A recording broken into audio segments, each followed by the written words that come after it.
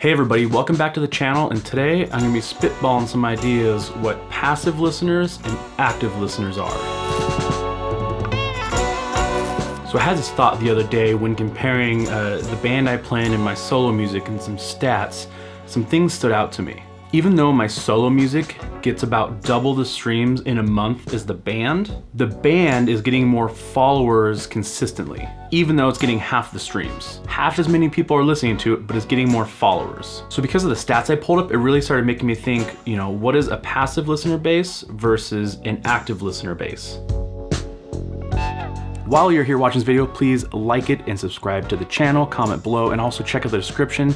Down there I have links to my music, the band's music, discounts, and other cool stuff like that. Another thing I found interesting was the amount of streams it takes to get one save. And this is where the whole passive versus active fan base slash listener thought popped in my head. So what I did is I pulled the two top performing songs, one from the band and one from my solo music. For my solo music, it's a song called Morning. For the band, it's a cover of Billie Eilish's You Should See Me in a Crown. And for the band, every 18.5 listens garners one save, which to me, I think that's a good ratio. It seems like it's a really good ratio. So every 18.5 listeners or streams, someone goes, yes, I like this song enough that I like it, and they engage and they hit that like button.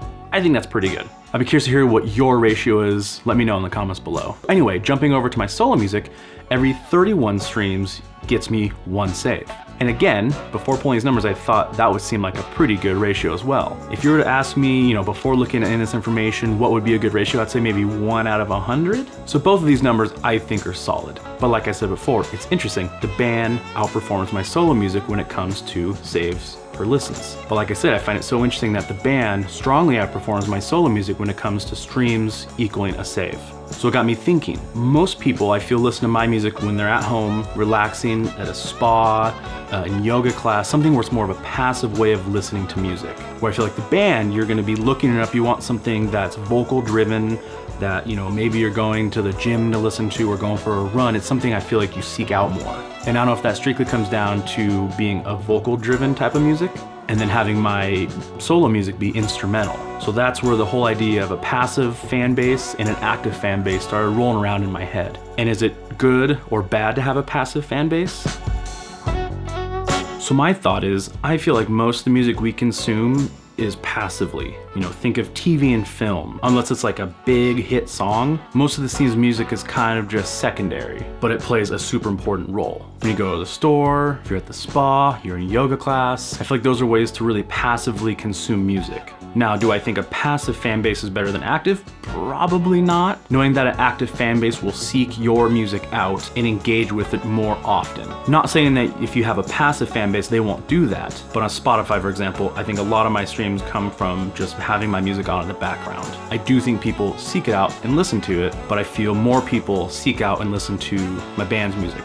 Can you be successful if you see your fan base as a passive fan base? Absolutely, I believe that. You know, just go down the Spotify rabbit hole and look at all these different, you know, instrumental bands that are kind of, you know, background music, and look at how many monthly listeners they have and how many streams they have. They're clearly doing something right. So maybe they've done something different though, where they've taken that background music, that instrumental music, and turn it around, put a face to it, and now it's more of an active fan base that will follow them because it's not just, you know, noises and music.